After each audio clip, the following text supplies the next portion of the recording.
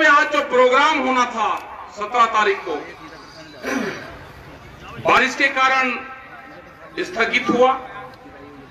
सब लोगों को एक बड़ी मायूसी सी हुई, बड़ी तैयारी थी। फिर मीटिंग रखी गई, दोबारा ये आज मीटिंग हुई। ये कोई कमजोर मीटिंग नहीं है, हमारे पे वो व्यवस्थाएं नहीं है जो सरकार कर देती है। ये इतनी मीटिंग है कि इसकी आप 4 मीटिंग कर सकते थे। भाई यहां पॉलिटिकल वाले क्या करते हैं कि यहां से ऐसे लगा देंगे, वहां से ऐसे करनाथ लगा देंगे, वहां से ऐसे लगा देंगे, कुर्सी पे बैठा देंगे, तो इसी कोई मीटिंग को 6 गुनी बढ़ा देंगे। बहुत बड़ी तादाद में मीटिंग है और यहां से तो वे जिम्मेदार लोग, आप सब लोग आए, जिनके पीछे गांव समाज आप जो बताओगे उसको लोग मानते हैं। हालात खराब है देश के, ये समझ लेना। हालात खराब है देश के। 1 साल हो गया आंदोलन को। दिल्ली के अंदर एलिगेशन लगाने से अलग कोई काम वहां की सरकारें नहीं कर रही। एलिगेशन पे एलिगेशन लगाते हैं। अगर सरदार वहां पे आए तो उनको खालिस्तानी बताया गया, अगर मुसलमान वहां पे आए तो पाकिस्तानी बताया गया। अगर कोई भी देश में आंदोलन करता है, अगर यहां के लोग आए तो कह लेंगे ये जाटू का आंदोलन है। मतलब एक बिरादरी को दूसरे से तोड़ने का काम ये सरकारें करती है। इन्होंने उत्तर प्रदेश के अंदर दंगे करवाए, यहां पे हिंदू मुस्लिम करवाए उत्तर प्रदेश में। ये हरियाणा के अंदर गए तो जाट और नॉन जाट की राजनीति करी। ये गुजरात के अंदर गए तो पटेल और नॉन पटेल की राजनीति की। ये महाराष्ट्र के अंदर गए तो मराठा और नॉन मराठों में झगड़ा करवाया। ये तोड़ फोड़ में विश्वास रखते हैं ये सरकारें। ये बिहार के अंदर गए तो लालू प्रसाद का परिवार तोड़ा इन्होंने। ये उत्तर प्रदेश में आए तो मुलायम सिंह के परिवार को तोड़ा गया। ये हरियाणा के अंदर गए तो चौटाला परिवार को तोड़ा, उनके टुकड़े टुकड़े करे। ये आरएसएस के लोग अगर किसी परिवार में बटेंगे, अगर 4 भाई होंगे तो उसमें तोड़ फोड़ करेंगे। इनसे बच के रहना, इनसे खतरनाक आदमी नहीं हो सकता। अभी नई भर्ती चल रही है, जो मेरे नौजवान पढ़े लिखे हैं, आईएएस पढ़ लिख के बहुत लोग समझते हैं कि मेरा लड़का कलेक्टर बनेगा। अब नहीं बनेगा कलेक्टर। नए आईएएस भर्ती कर रहे हैं, बगैर पेपर के आईएएस बनेंगे देश में। करीब 40 के आसपास बना दिए गए और 350 से ज्यादा और बनेंगे। जितनी भी नौकरियां हैं, अगर उन्होंने आरएसएस के ट्रेनिंग कर रखी है तो वो आदमी वहां पर नौकरी पे जाएगा। इन मंत्रियों की इनकी कोई हैसियत नहीं है। उनके घर पे जितने भी दिल्ली उत्तर प्रदेश में जहां जहां इनकी सरकारें हैं, एक मंत्री के घर पे नागपुर से आदमी तय होता है कि वो तुम्हारे घर में रहेगा। उसके खाने पीने का इंतजाम करोगे, तुम्हारे ऑफिस में एक अलग से आदमी रहेगा। किसी मंत्री की हिम्मत ये नहीं है कि वो कोई सिफारिश और कोई फोन भी कर दे। जिन्होंने अपने ही पार्टी के लोगों को घरों में बंद कर दिया हो, कहां है लाल कृष्ण आडवाणी, कहां है मुरली मनोहर जोशी? उनसे बयान दिलवाओ। जिसने पूरे मीडिया के ऊपर हुकूमत ने कब्जा कर लिया हो, कैमरा और कलम पे बंदूक का पहरा हो, उस देश में कुछ नहीं हो सकता। पूरी संस्थाओं पे कब्जा हो चुका है देश के। नशे अभी 1-1.5 महीना पहले, 2 महीना पहले एक रिपोर्ट आई, अधिकारियों से संपर्क हुआ उनका। उन्होंने कहा कि 5 ग्राम हेरोइन जो ड्रग्स हैं उसको रखने पे कोई कानून नहीं बनेगा। कहां ले जाना चाहते हैं देश के नौजवान को? एक अपने ही आदमी से एक PIL सुप्रीम कोर्ट में डलवाई गई। ये 5 ग्राम जो ड्रग्स हैं उसको रखने की परमिशन दे दी जाए। कहा जाएगा देश का नौजवान? 21,000 करोड़ रुपए की ड्रग्स देश में आई, वो किस बंदरगाह पे आई? वो बंदरगाह अडानी का था। 21,000 करोड़ रुपए की एक खेप वो आदमी ला सकता है जिसके पास में कई लाख करोड़ रुपए की प्रॉपर्टी होगी, और वो देश में गिने चुने 4 से 5 आदमी हैं।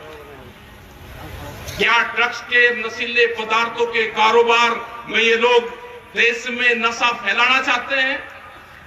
क्या भारत सरकार नशे के कारोबार को बढ़ाना चाहती है?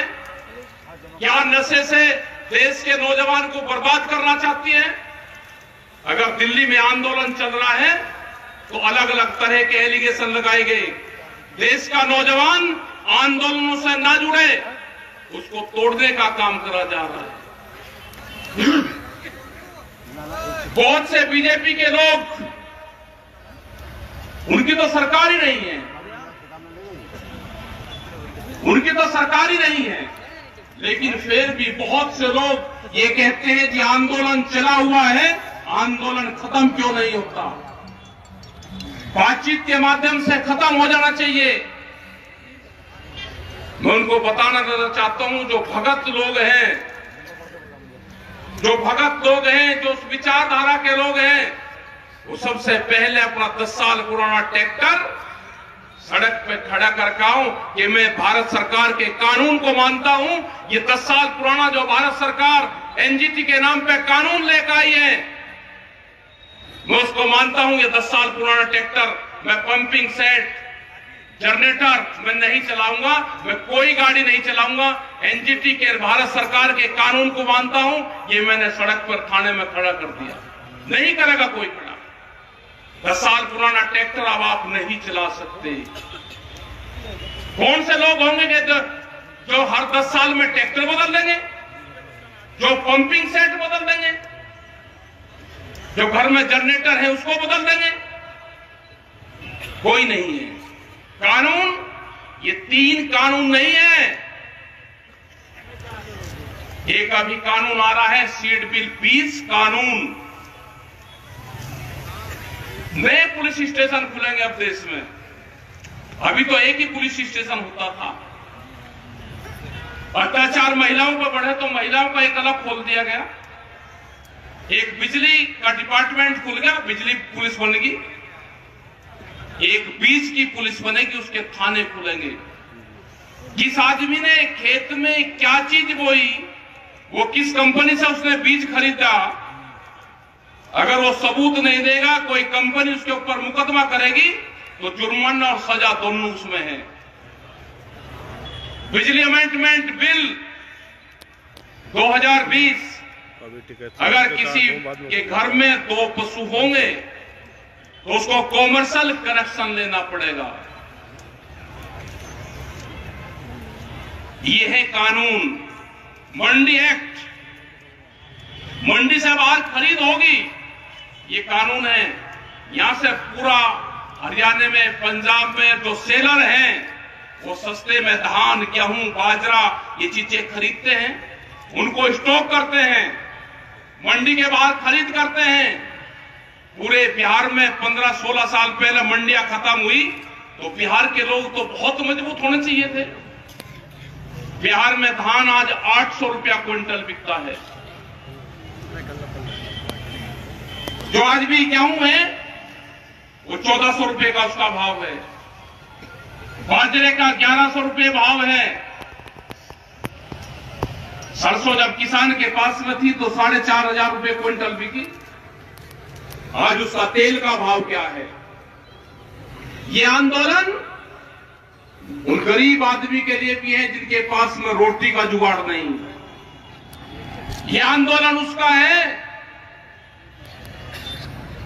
कि रोटी बाजार की वस्तु ना बने, रोटी जरूरत की चीज है। आपके ही KFC मैकडोनाल्ड ये कंपनियां होंगी। आप अगर इनसे पूछोगे कि शाम को आपका बचा हुआ भोजन कहां जाता है, जब इनकी क्लोजिंग 8 और 9, 10 बजे होती है, तो अगर एक पैकेट खुल गया और उसमें 4 गुलाब जामुन है, 2 गुलाब जामुन की बिलिंग होगी, पर्ची कटेगी और 2 उसमें बचेगी। जब शाम को क्लोजिंग दरवाजा बंद करते हैं तो हमने उनसे पूछा, भाई बचा हुआ सामान आप कहां देते हो?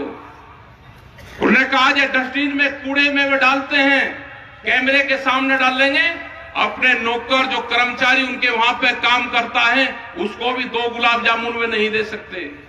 ये फूड चेन की कंपनियां हैं, ये भोजन पे जिनका जो अधिकार जमाना चाहते हैं कंपनी, जो अनाज पे अधिकार जमाना चाहते हैं, जिन्होंने बड़े बड़े गोदाम देश में बनाए, जो रोटियों को तिजोरी में बंद करना चाहते हैं, ये उसका आंदोलन है। और ये आंदोलन, ये सरकार कान खोल कर सुन ले, ये सरकार, ये आंदोलन जब तक कानून वापसी नहीं होंगे, ये आंदोलन खत्म नहीं होगा। गलतफहमी में मत रहना।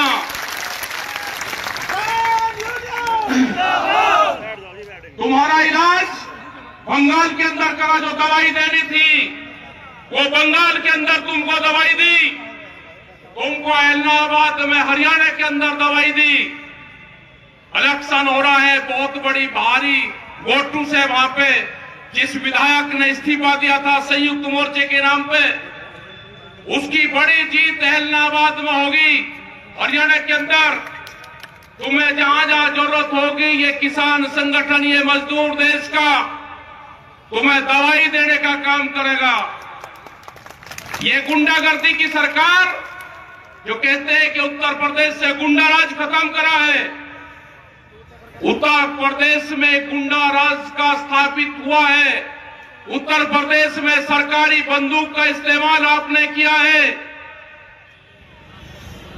ये आने वाले टाइम पे नहीं होगा। जिस तरह से जिला पंचायत में आपने किया, वो देश और दुनिया की जनता ने देखा। यही ये लोग जो आने वाले विधानसभा होंगे उसमें करना चाहते हैं। तो आप लोग तैयार रहना, दवाई इनको देनी पड़ेगी। बगैर दवाई के इनका कोई इलाज नहीं है। ये बार बार कहते हैं कि रास्ते बंद कर रखे वहां पे, रास्ते बंद भारत सरकार ने किए हैं। और हमने कहा कि जब भी रास्ते खुलेंगे 11 महीने के बाद में, सबसे पहले दिल्ली जाने का अधिकार हमारा है। ये लड़ाई लंबी चलेगी और जब भी आपको दिल्ली की कॉल होगी, इनके बहकाव में, प्रेस के बहकाव में मत आना, मीडिया के बहकाव में मत आना। ये हर रोज आपको बहकाने का काम करेंगे कि बॉर्डर सब खाली हो गए हैं। बॉर्डर कोई खाली नहीं हुआ। बॉर्डर पे आज भी ऐसे कैसे ही लोग बैठे हुए हैं। जिस दिन आपको बता जाएगा, अपना ट्रैक्टर सामान लेकर वहां पाना, हमने मंडी की तलाश कर ली है। देश के प्रधानमंत्री ने कहा कि मंडी से बाहर आप कहीं पे भी सामान बेच सकते हो, अपनी फसलों को बेच सकते हो। हमको मंडी मिली, पार्लियामेंट के आसपास, दिल्ली के पार्लियामेंट के आसपास मंडी है।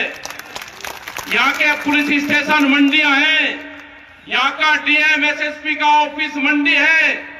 अगर गाजीपुर, सिंगू, ढासा, टिगरी, अगर उस बॉर्डर की तरफ आपने आंख उठाने की भी, देखने की जरूरत करी, तो उत्तर प्रदेश, हरियाणा, पूरे पंजाब, पूरे देश भर के थाने, डीएम, डीसी, एसपी के ऑफिस, वहां पे किसान अपना माल लेकर जाएगा।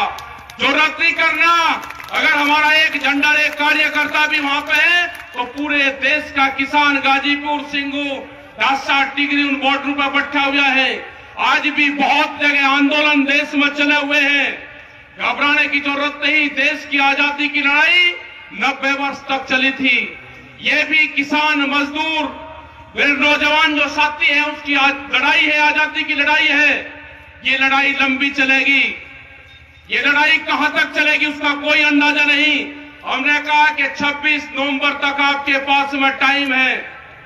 26 नवंबर तक या तो भारत सरकार किसानों से बातचीत करके समझौता कर ले, नहीं तो 26 नवंबर के बाद हमारा 1 साल पूरा हो जाएगा। 27-28 नवंबर से हम अपने टेंटों की रिपेयरिंग शुरू करेंगे। हमारे टेंट जो फट गए हैं, जो चादर है वे टूट गए हैं, हम उनको बदलने का काम करेंगे। अगले 6 महीने की हम अपनी वहां पे जो बैठने के ठिए हैं हम उनको मजबूत करने का काम करेंगे। ये आंदोलन चलेगा लंबा, क्योंकि जिस तरह की सरकार है किसी पार्टी की सरकार नहीं है। ये सरकार है मोदी सरकार, और मोदी सरकार को चलाती है बड़ी बड़ी कंपनियां। उन कंपनियों के खिलाफ मुकाबला है। अमेरिका में जो वहां के किसान हैं, मैं उनको जरूर आपकी बात सुनाना चाहूंगा। उन्होंने क्या कहा वो हिंदी में हमने डब करवाया है, मैं एक बार उनकी जरूर आप बात सुन लेना। जो अमेरिका का किसान है वो पूर्ण रूप से आपके साथ में है, जो वहां पर संगठन हमारा काम कर रहा। एक मिनट उनकी जरूर आप बात सुनो, जो अमेरिका का किसान है।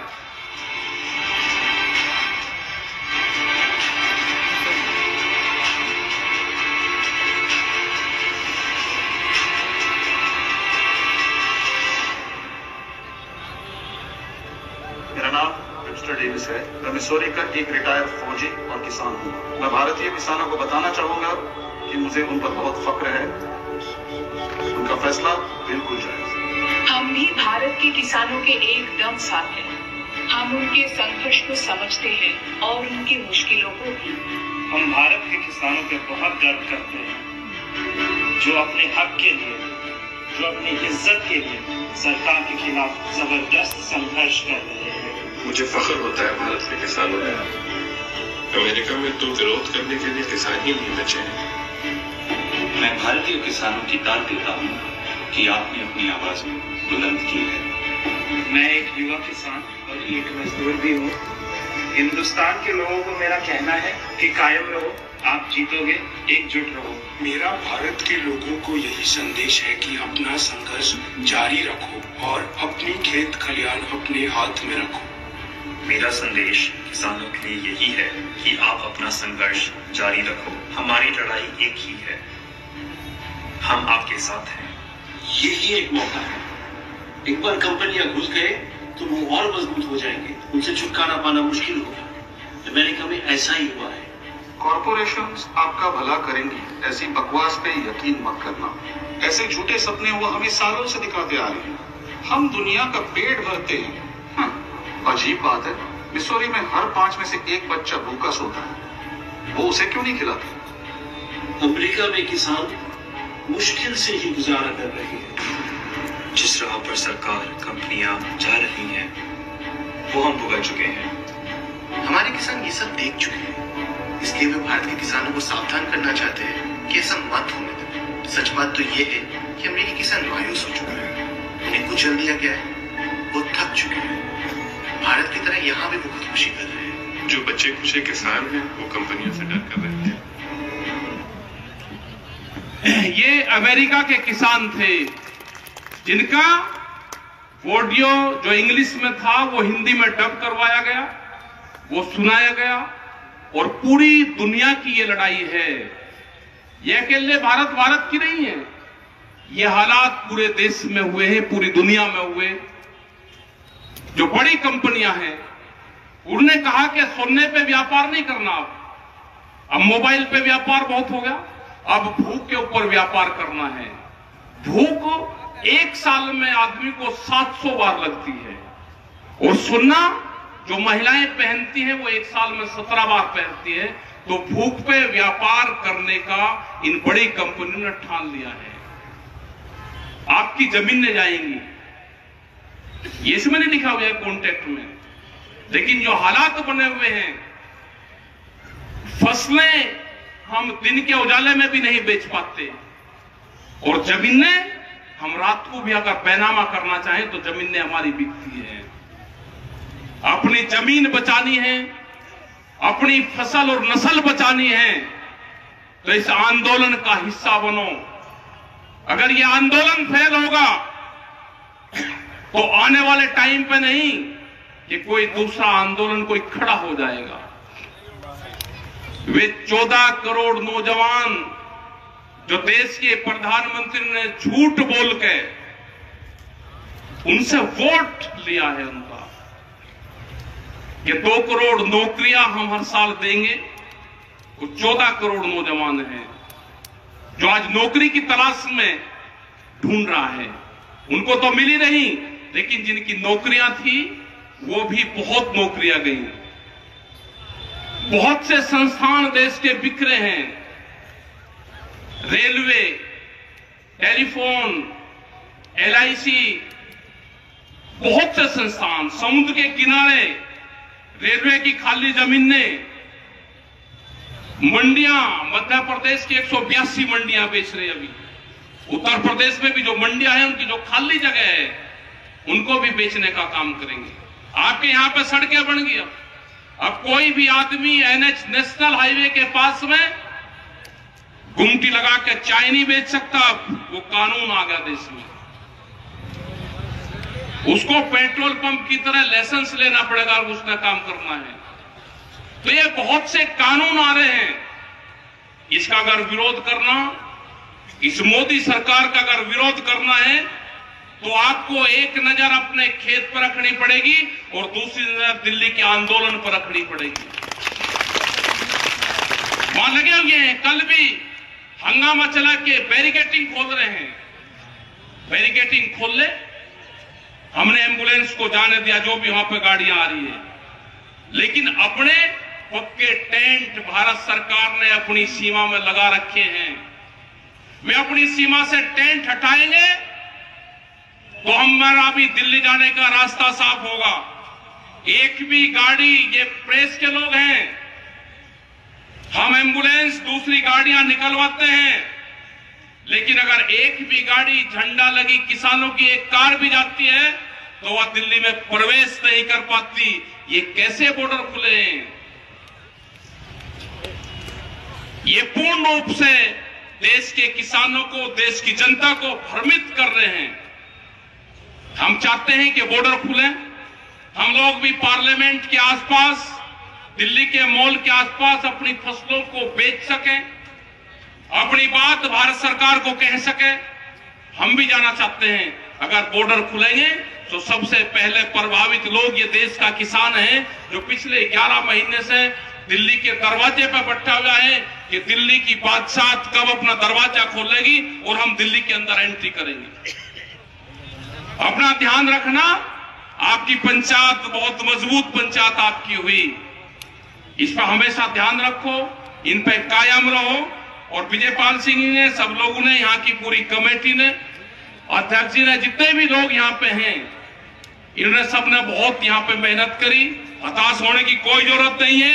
अपने ट्रैक्टर का मुंह दिल्ली की तरफ करवा कर रखना, इनकी हिम्मत नहीं कि आपको रोक सके। आपका धन्यवाद। जय हिंद, जय भारत।